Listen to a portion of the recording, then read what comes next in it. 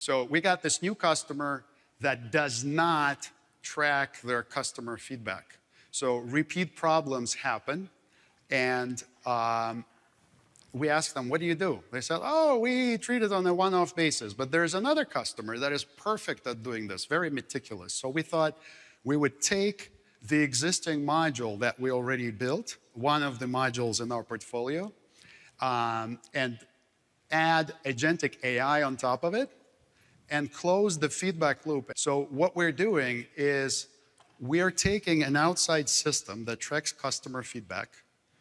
We are checking what are the trends in complaints. And the AI agent comes up with the recommendations and publishes that payload into the unified namespace.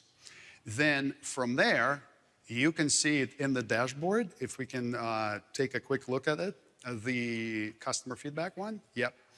So we're closing the loop here between the complaints of the customer and your production shop floor. So think about how much value you could get if the operators on the shop floor could see something like this.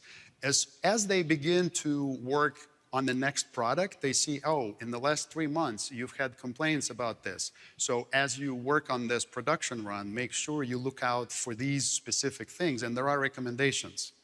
And people that came to our booth were asking, well, how do you make sure that the recommendations that you give are actually good ones? So what happens is the AI agent looks at all the recommendations that it gave before for that type of product.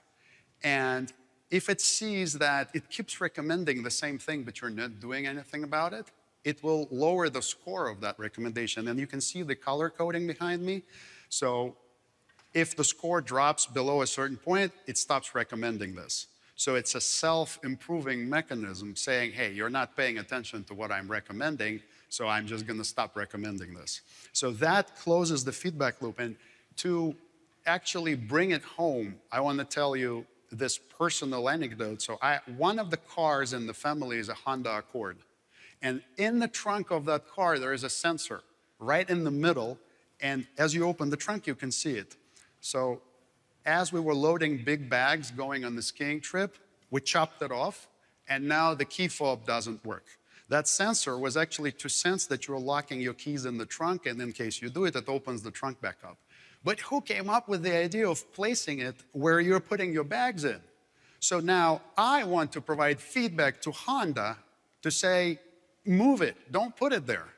There is no way for me to tell Honda to change their design. But this example is something easy, something simple that any manufacturer can do.